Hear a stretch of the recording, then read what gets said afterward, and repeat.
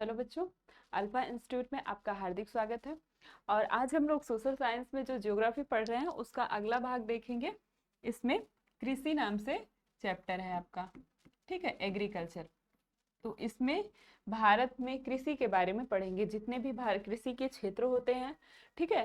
कृषि में कौन कौन से जैसे टॉपिक, कौन कौन सी फसलें होती हैं, इसके बारे में देखेंगे। और इसी से हम एमसीक्यू को सॉल्व करते हुए इन सब के बारे में समझेंगे, ठीक। तो पहला है आपका क्वेश्चन कि निम्न में से किसे खरीफ की फसलों में शामिल नहीं किया जाता है। खरीफ की फसल में शामिल नहीं किया जाता है किसको? चना है, चावल है, पटसन है, ज्वार है, बाजरा है। किसको खरीफ की फसल में शामिल नहीं किया जाता है? तो खरीफ की फसल क्या होती है? खरीफ की फसल में कौन कौन सी फसल आती है? खरीफ की फसल में आपकी चावल आएगी, ठीक है, ज्वार आएगा, बाजरा है, पटसन है, ये सब आपकी खरीफ की फसल है। तो चना की फसल को खरीफ की फसल में शामिल नहीं किया जाता है। चना की फसल कौन सी होती है?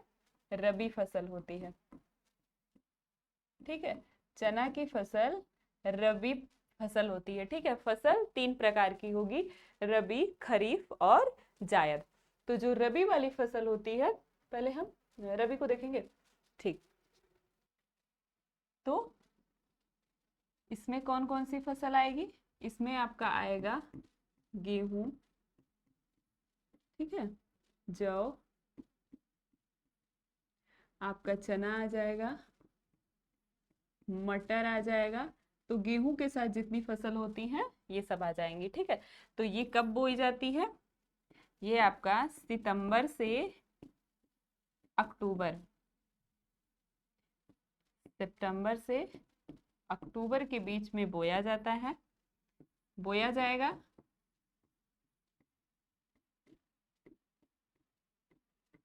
और मार्च अप्रैल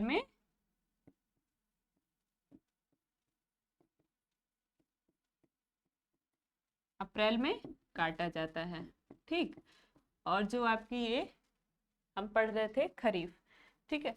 अगर खरीफ की फसल देखें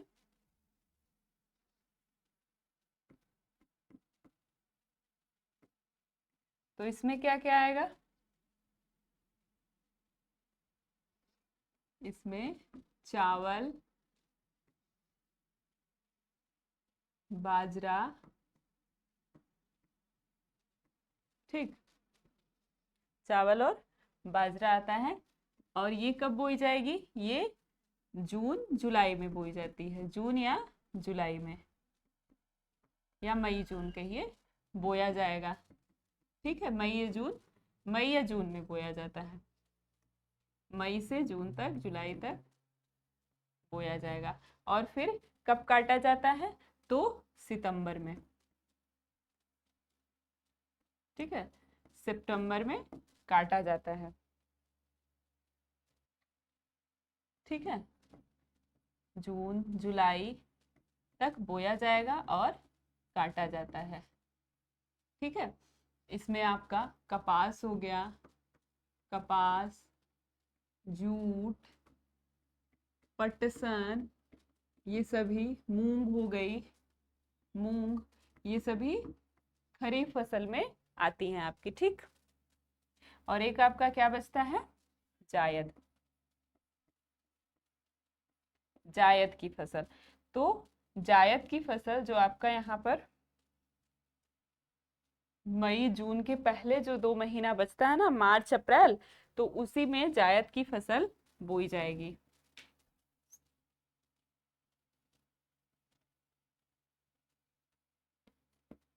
जैसे आपका तरबूज, खरबूज, मार्च अप्रैल में,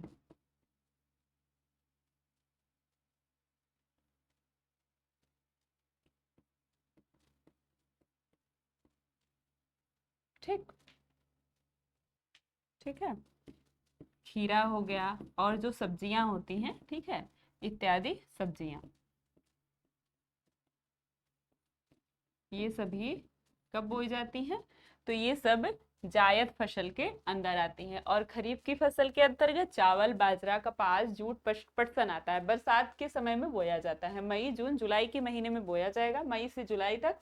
और सितंबर, अक्टूबर में काट लिया जाता है। ठीक है, तो क्लियर हो गया कि खरीफ की फसलों को शामिल नहीं किया जाएगा खरीफ की फसल में। तो ये चना हो गई, चना रबी की फसल है। ठीक है, रबी में गेहूं, जौ, चना, मटर ये सब आते हैं।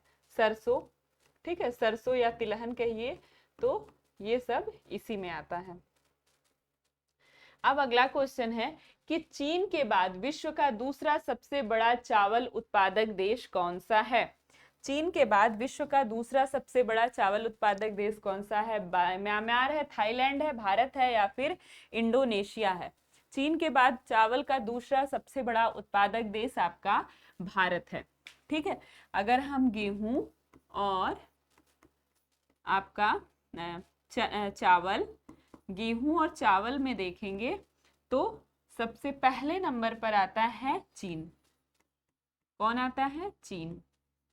और दूसरे नंबर पे आपका आता है भारत।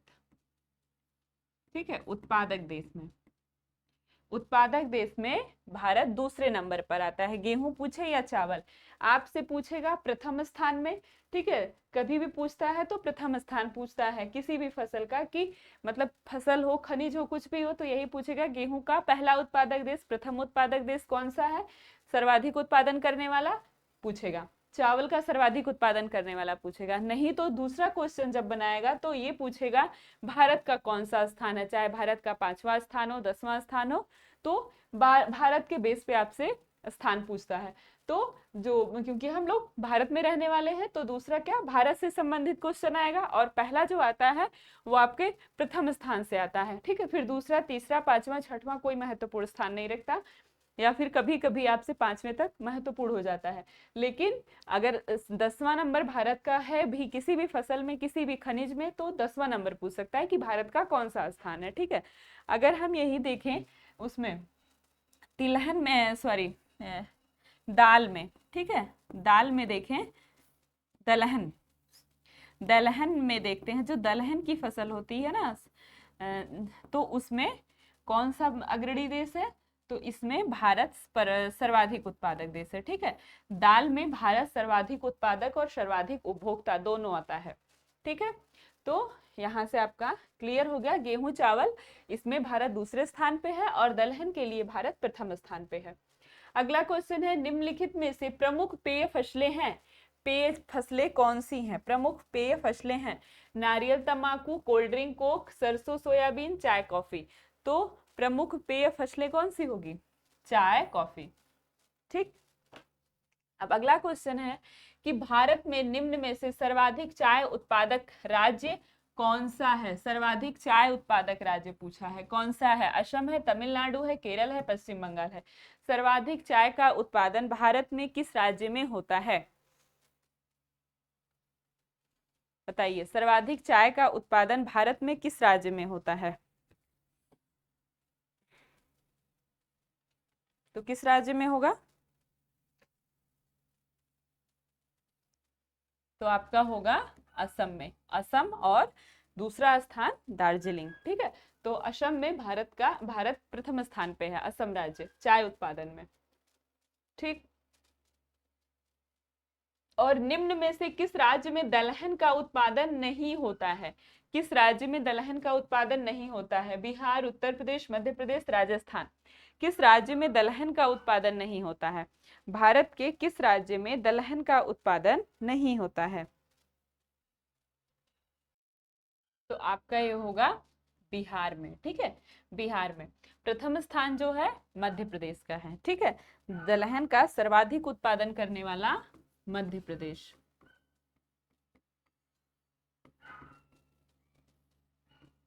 सर्वाधिक उत्पादन, फिर राजस्थान है आपका, फिर है उत्तर प्रदेश। ठीक, अब अगला क्वेश्चन है, चना, मटर व सोयाबीन कौन सी फसलें हैं? दलहन है, तिलहन है, सरकरा है, इनमें से कोई नहीं है।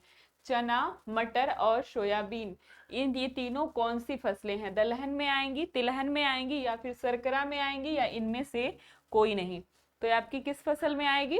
ये आपकी दलहन में आएगी। चना, मटर और सोयाबीन, सोयाबीन भी दाल के रूप में प्रयोग की जाती है और सोयाबीन का तेल भी होता है। तो ये दलहन और तिलहन दोनों है, लेकिन यहाँ पर चना और मटर ये दोनों दलहन फसल है। ठीक, अब अगला क्वेश्चन है कि पंजाब, हरियाणा व उत्तर प्रदेश कौन सी फसल के प्रमुख उत्पादक राज्य हैं? पंजाब, हरियाणा व उत्तर प्रदेश कौन सी फसल के प्रमुख उत्पादक राज्य हैं? जायद फसल के, रबी फसल के, खरीफ के या फिर इनमें से कोई नहीं?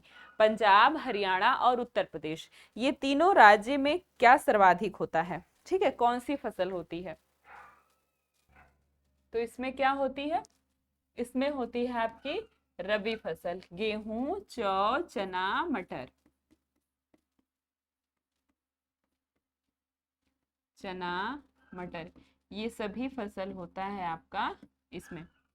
ठीक है, रबी फसल में आते हैं और पंजाब, हरियाणा और उत्तर प्रदेश में सर्वाधिक होता है।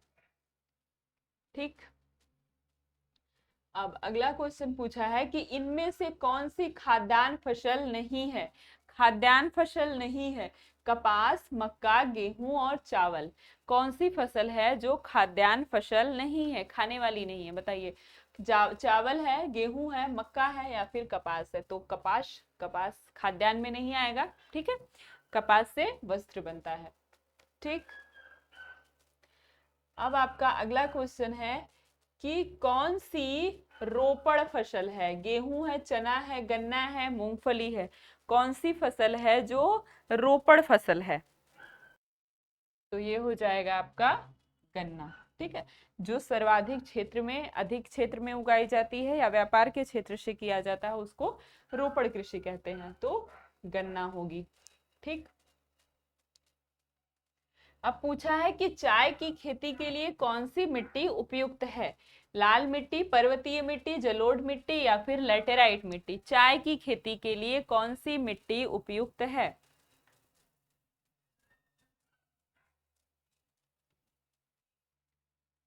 तो कौन सी मिट्टी होगी? लाल, पर्वतीय, जलोढ़ या फिर लेटेराइट? चाय की खेती के लिए कौन सी मिट्टी उपयुक्त है? तो ये है आपकी लेटेराइट मिट्टी। ठीक है, चाय की खेती के लिए लेटेराइट मिट्टी उपयुक्त होती है। अब आपका अगला क्वेश्चन है कि भारत में जीविका का मुख्य स्रोत क्या है? उद्योग है, व्यवसाय है, कृषि है या फिर इनमें से कोई नहीं? भारत में जीविका का मुख्य स्रोत कौन सा है? तो भारत में जीविका का मुख्य स्रोत क्या है? कृषि। ठीक है, भारत में जीविका का मुख्य स्रोत कृषि है। भारत में कृषकों की संख्या अधिक है। कौन सी आगत या निविष्टि नहीं है? कौन सी कृषि आगत या निविष्टि नहीं है? बीज, सिंचाई, उद्योग, उर्वरक?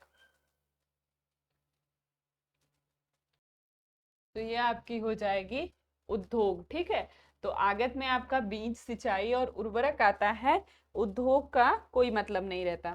ठीक है, तो उद्योग होगा। निम्नलिखित में से कौन सा उद्योग कृषि पर आधारित नहीं है? कौन सा उद्योग है जो कृषि पर आधारित नहीं है? सूती वस्त्र, चीनी, सीमेंट, जूट उद्योग, कौन सा उद्योग है जो कृषि पर आधारित नहीं है? तो ये आपका होगा सीमेंट। ठीक, जूट, तो जूट की खेती होती है, कपास की खेती होती है और चीनी से गन्ना की खेती होती है, शक्कर उसकी खेती होती है, शकरकंद। हाँ, तो इस सब की खेती होती है। चीनी का मुख्य स्रोत गन्ना से बनता है, तो गन्ने की खेती भी होती है। तो कौन सा नहीं है? सीमेंट। सीमेंट उद्योग के लिए खेती आवश्यक, खेती का कोई मतलब नहीं होता, खेती से उसका कोई संबंध नहीं होता है। ठीक, कर्तन दहन पूछा है। कर्तन दहन झूम कृषि इसको कहते हैं। कर्तन और दहन कृषि को कहते हैं झूम कृषि। निम्नलिखित में से किस राज्य में पाई जाती है? उत्तर प्रदेश, उत्तराखंड, राजस्थान या फिर मिजोरम? कर्तन और दहन निम्नलिखित में से किस राज्य में पाई जाती है? तो ये आपकी पाई जाएगी मिजोरम में। ठीक है, तो कर्तन और दहन कृषि या झूम कृषि, यहाँ पर मिजोरम में इसको झूम कृषि के नाम से जाना जाता है। तो झूम कृषि मिजोरम में पाई जाती है। और झूम कृषि के अन्य नाम भी होते हैं। ठीक, झूम कृषि के अन्य नाम भी होते हैं।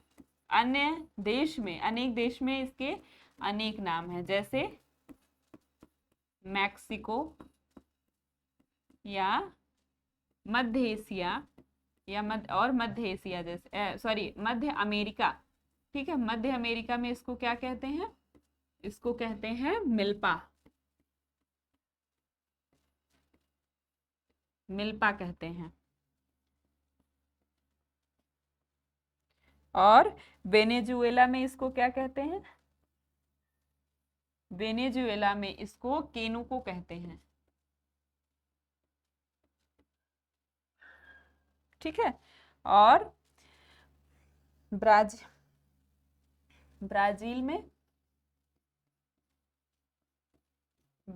में इसको रोका कहा जाता है, रोका नाम से जाना जाता है। ठीक, ब्राजील में इसको रोका के नाम से जाना जाता है। और वियतनाम में रे के नाम से जाना जाता है। वियतनाम में रे बोलते हैं, रे के नाम से जाना जाता है। ठीक, तो मैक्सिको और मध्य अमेरिका में अगर पूछता है कि झूम कृषि को क्या कहते हैं, तो मिल्पा कहते हैं। वेनेजुएला में केनुको कहते हैं। ब्राजील में रोका के नाम से जाना जाता है और वियतनाम में रे के नाम से जाना जाता है। और अगर भारत में मिजोरम के क्षेत्र में इसको झूम कृषि कहा जाता है। ठीक, अगला क्वेश्चन है, भूमि पर उच्च जनसंख्या दबाव वाले क्षेत्रों में निम्नलिखित में से किस प्रकार की खेती की जाती है? उच्च जनसंख्या दबाव वाले क्षेत्रों में कौन सी कृषि की जाती है? प्रारंभिक जीविका निर्वाह कृषि, गहन जीविका कृषि, वाणिज्यिक कृषि या फिर रोपड़ कृषि? तो उच्च जनसंख्या दबाव वाले क्षेत्रों में कौन सी कृषि की जाती है?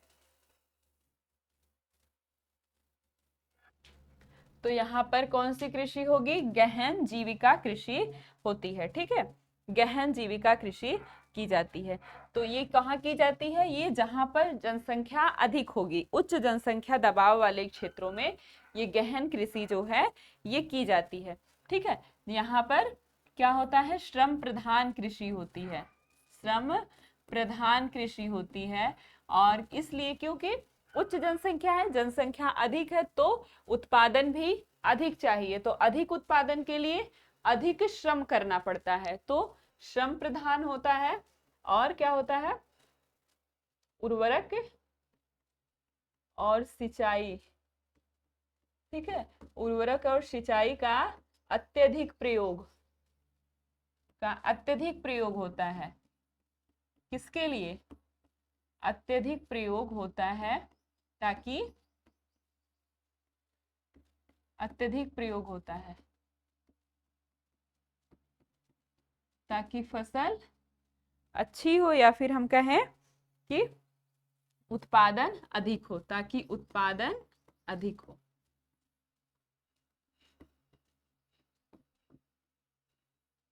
ठीक, तो गहन कृषि भी आपसे पूछता है, तो अरे सॉरी, गहन कृषि या गहन जीविका कृषि क्या होती है? तो ये संप्रधान क्षेत्र में होती है। और अधिक उत्पादन के लिए हमें अधिक उर्वरक और अधिक सिंचाई की आवश्यकता होती है, और इसीलिए अधिक श्रम की भी आवश्यकता होती है। और उत्पादन अधिक इसलिए चाहिए क्योंकि ये उच्च जनसंख्या का क्षेत्र होता है। ठीक है, उच्च जनसंख्या दबाव वाला क्षेत्र, या हम कहें जनसंख्या सर्वाधिक होती है यहाँ पर। ठीक, तो अगला क्वेश्चन है, निम्नलिखित में से कौन सा उस कृषि प्रणाली को दर्शाता है जिसमें एक ही फसल लंबे चौड़े क्षेत्र में उगाई जाती है? ठीक, कौन सा उस कृषि प्रणाली को दर्शाता है जिसमें एक ही फसल लंबे चौड़े क्षेत्र में उगाई जाती है? स्थानांतरित कृषि, रोपड़ कृषि, बागवानी कृषि या फिर गहन कृषि? गहन कृषि तो नहीं होगा, अब बताइए, बागवानी होगा, स्थानांतरित होगा या फिर रोपड़ कृषि? कौन सी कृषि है जो एक लंबे चौड़े क्षेत्र में उगाई जाती है? तो ये भी मैंने बताया था कि अभी बताया, गन्ना की खेती रोपड़ कृषि में आती है। ये व्यवसाय के क्षेत्र से व्यवसाय करने के उद्देश्य से एक लंबे चौड़े क्षेत्र में उगाई जाती है। ठीक है, जहां जिसमें खेत का जो आकार होता है वो बहुत लंबा होता है, या एक लंबे खेत पर हम एक ही खेती करेंगे तो उसको रोपड़ कृषि के अंतर्गत रखा जाता है। ठीक, और अगला क्वेश्चन है, चाय की खेती के लिए निम्नलिखित में से किस प्रकार की कृषि का उदाहरण है? चाय की खेती किस प्रकार की कृषि का उदाहरण है? बागवानी कृषि का, पेय पदार्थ की खेती का, रोपड़ कृषि का, गहन जीविका कृषि का? किस प्रकार की कृषि का उदाहरण है? चाय की खेती पूछ रहा है कि चाय की खेती किस प्रकार की कृषि का उदाहरण है। तो ये भी हो जाएगा आपके रोपड़ कृषि का, ठीक है, रोपड़ कृषि का उदाहरण। अगला है, निम्नलिखित में से कौन सी रबी की फसल है?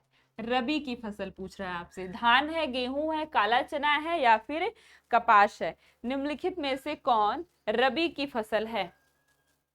तो रबी की फसल में क्या आता है? गेहूं,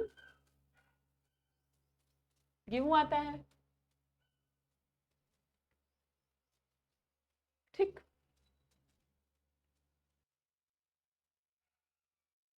ठीक। अब अगला क्वेश्चन है कि निम्नलिखित में से किस प्रदेश में गेहूं सर्वाधिक पैदा होता है? निम्नलिखित में से किस प्रदेश में गेहूं सर्वाधिक पैदा होता है? पंजाब में, राजस्थान में, बिहार में या फिर उत्तर प्रदेश में? किस प्रदेश में गेहूं सर्वाधिक पैदा होता है? तो पंजाब, ठीक है। ये जब क्वेश्चन पूछा गया था तब था उत्तर प्रदेश, लेकिन अभी हो गया है पंजाब, ठीक।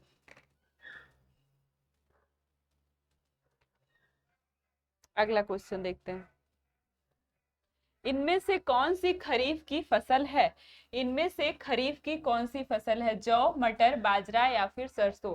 खरीफ की फसल है कौन सी? जौ है, मटर है, बाजरा है या फिर सरसों है?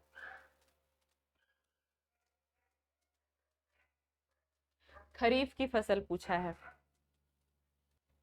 तो रबी की फसल है जौ, चना, मटर, सरसों, ये रबी की फसल हो गई। तो खरीफ की फसल क्या बचेगी? बाजरा।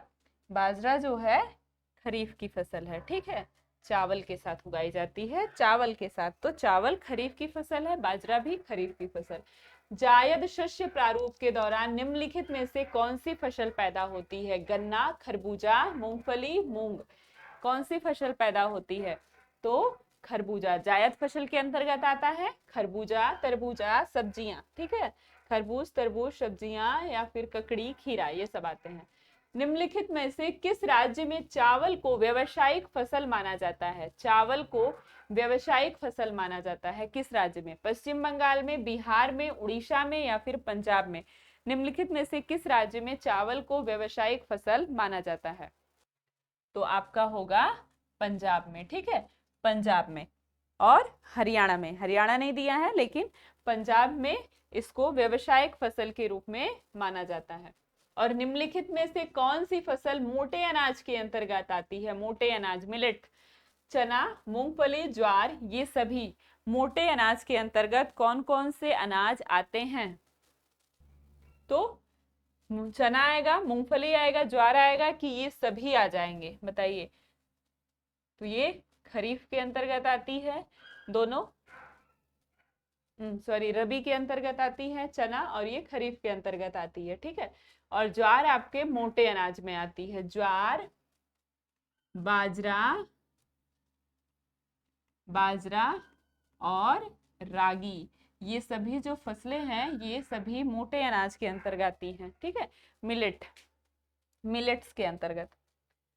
आपका अगला क्वेश्चन है कि भारत में सबसे बड़ा उत्पादक देश होने के साथ साथ निम्न में से किस फसल का उपभोक्ता भी है?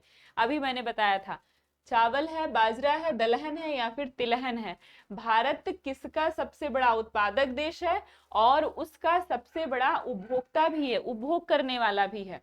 तो भारत जहां का सर्वाधिक उत्पादक देश है कौन सी फसल का, और सर्वाधिक उसका उपभोक्ता भी है, तो ये आपकी दलहन की फसल है, ठीक है। दाल का सर्वाधिक उत्पादन आपका भारत में होता है और सर्वाधिक उपभोग भी होता है, ठीक है। तो इसका सबसे बड़ा उत्पादक और सबसे बड़ा उपभोक्ता देश भारत है।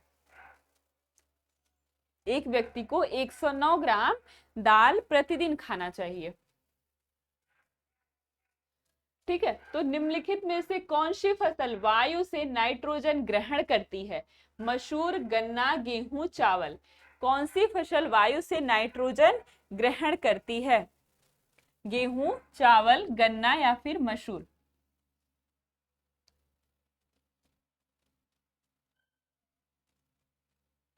तो ये आपकी हो गई मसूर।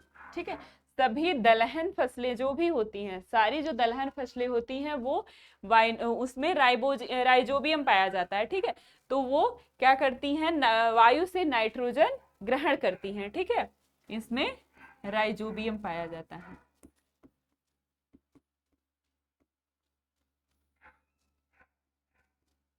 ठीक है, दलहन फसलों में, और ये वायु से नाइट्रोजन ग्रहण कर लेती हैं। ठीक, तो चाय की खेती के लिए कौन सी मिट्टी सर्वाधिक उपयुक्त रहती है? पर्वतीय मिट्टी, जलोढ़ मिट्टी, दोमट मिट्टी या फिर लैटेराइट मिट्टी? तो ये होगा आपका लैटेराइट मिट्टी, एक बार हो गया है। ठीक, लैटेराइट मिट्टी।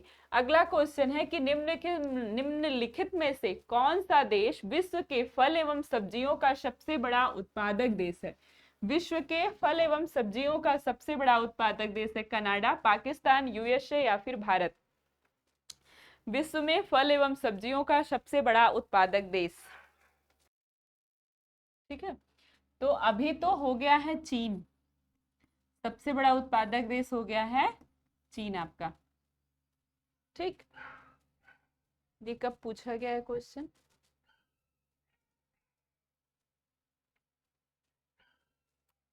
चीन हो गया है वर्तमान में, और भारत जो है वो दूसरे स्थान पे है। ठीक, भारत दूसरे स्थान पर है। ठीक, जब ये पूछा गया था तब यूएसए था। ठीक है, तो कंफ्यूज मत होइएगा कि मैंने गलत बताया है। ठीक है, ये अभी का है डाटा। ठीक है, हमें ये जो जितने ये सब्जेक्ट होते हैं ना जियोग्राफी से, ये जो फसल हो गया या फिर खनिज हो गया, कौन सा उत्पादक देश है अग्रणी या प्रथम उपभोक्ता, ये सब बदलता रहता है। ठीक, तो भारत में सर्वाधिक रबड़ उत्पन्न करने वाला राज्य है कौन सा? तमिलनाडु, कर्नाटक, केरल या फिर उड़ीसा? कौन सा रबड़ उत्पन्न करने वाला पहला राज्य है, प्रथम स्थान पर है? तो ये आपका है केरल। ठीक है, अगर विश्व स्तर पर पूछता है, विश्व स्तर पर, तो आपका क्या होगा? थाईलैंड हो जाएगा। ठीक, अगला क्वेश्चन है कि रेशम उत्पादन के लिए रेशम के कीड़ों को पालना क्या कहलाता है? सेरीकल्चर, फ्लोरीकल्चर, हॉर्टिकल्चर या फिर ओडिशा आ गया है। ठीक है, बताइए क्या कहलाता है? सेरीकल्चर कहलाता है, फ्लोरीकल्चर कहलाता है या फिर हॉर्टिकल्चर कहलाता है?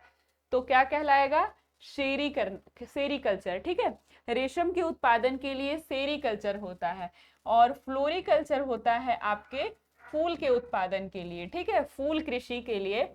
ठीक, और आपका हॉर्टिकल्चर होता है उद्यान कृषि के लिए।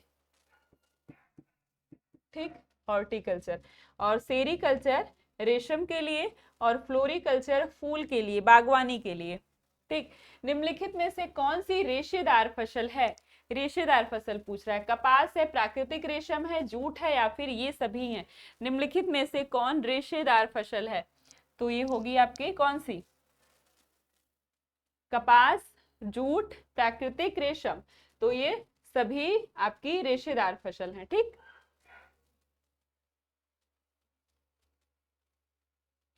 अगला क्वेश्चन है, निम्नलिखित में से किस फसल को सुनहरा रेशा कहा जाता है? गेहूं को, मूंगफली को, चावल को या फिर जूट को? सुनहरा रेशा कहा जाता है। ये तो बिल्कुल दिखाई दे रहा है आपको, क्योंकि गेहूं को कहा नहीं जाता, मूंगफली को भी नहीं, चावल को भी नहीं, तो किसको कहा जाएगा? जूट को कहा जाएगा। ठीक, तो यहाँ पर जूट को कहा जाता है सुनहरा रेशा। कौन सी रेशेदार फसल है? फिर से पूछ लिया, कौन सी रेशेदार फसल है? जूट, जौ, कॉफी, रबर? तो इसमें भी दिखाई दे रहा है आपको कौन सी रेशेदार फसल है, तो इसमें भी हो जाएगा आपका जूट। ठीक, जूट। और अगला क्वेश्चन है कि निम्नलिखित में से कौन सा जूट उत्पादक राज्य है? पश्चिम बंगाल, गुजरात, केरल या फिर राजस्थान? कौन सा आपका जूट उत्पादक राज्य है? तो जूट का सर्वाधिक उत्पादन होता है भारत में पश्चिम बंगाल में। ठीक, जूट उत्पादक राज्य है आपका पश्चिम बंगाल। ऑपरेशन फ्लड संबंधित है, ऑपरेशन फ्लड संबंधित है खाद्यान्न उत्पादन से, दलहन उत्पादन से, दुग्ध उत्पादन से या फिर तिलहन उत्पादन से। ऑपरेशन फ्लड किससे संबंधित है?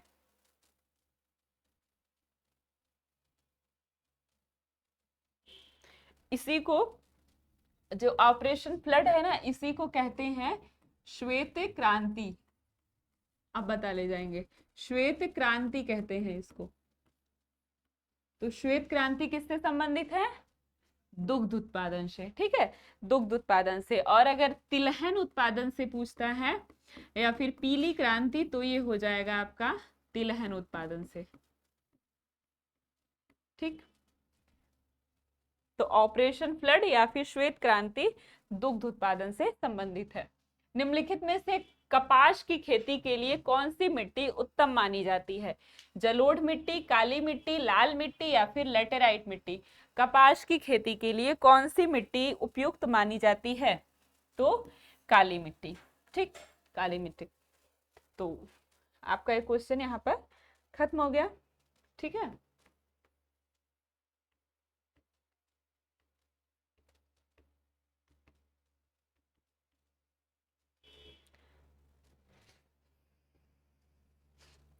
तो ठीक है, चलिए आगे का आपका एक और लेसन बचा हुआ है,